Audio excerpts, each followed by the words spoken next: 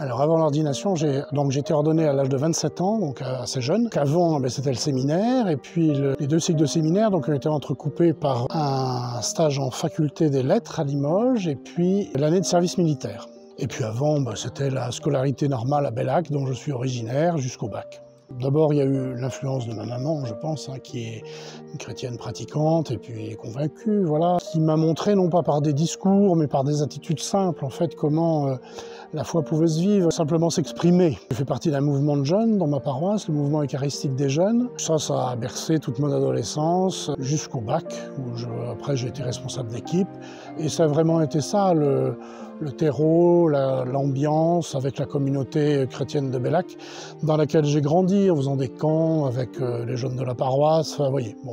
Puis après au séminaire, là évidemment, on passe à un niveau supérieur, si je puis dire, au niveau au moins de la formation théologique et biblique. J'ai bien le sentiment en me retournant que oui, ça a été un fil non interrompu et puis paisiblement vécu. Après l'ordination, j'avais été nommé en paroisse comme séminariste sur la paroisse Saint-Vincent-de-Paul et je résidais à Panazol. J'avais eu 2 aumôneries aussi des collèges Léon Blum et Bernard de Ventadour. Après, je suis parti à Limoges, à l'église Sainte-Jeanne d'Arc, où j'ai été aussi aumônier du lycée Renoir. Après Sainte-Jeanne d'Arc, je suis parti à Rome pendant 2 ans pour continuer mes études en théologie. Je suis revenu pour être aumônier des étudiants, puis responsable de la formation sur le diocèse, tout en étant en paroisse sur Saint-Luc, en résidence à Île. Après, je suis parti au Palais-sur-Vienne. Et enfin, j'ai été nommé curé, conjointement aux responsabilités diocésaines, curé de Saint-Jean-Paul II, où je suis resté 2 ans pour venir ici, enfin, à la paroisse de l'Assomption et à celle de Saint-Joseph des Feuillardiers, voilà, où je suis depuis 6 ans.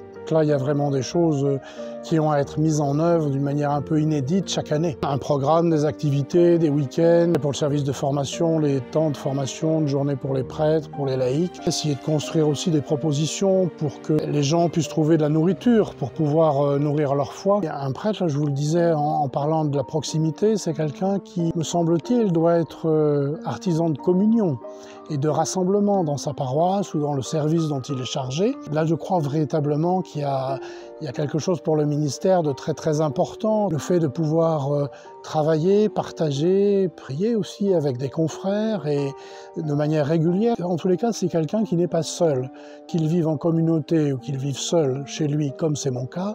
Et en tous les cas, c'est quelqu'un qui n'est pas seul et qui est vraiment un artisan de relations avec le Christ d'abord, et puis ensuite avec ceux dont il a la charge et vers lesquels l'évêque l'a envoyé. Vous savez, quand j'ai été ordonné prêtre, il y a un confrère, le père Perroisse, m'avait écrit une petite carte que j'ai jamais oubliée. Il m'avait dit « Bonne route dans ce ministère dont il nous faut accepter de ne pas connaître à l'avance les contours ». Et je crois qu'il avait bien raison. Quand il me l'a écrit en 1994, c'était pas forcément évident, mais en tous les cas, aujourd'hui, ça l'est. À celui que j'étais il y a 39 ans, la route va être longue, mais elle est belle.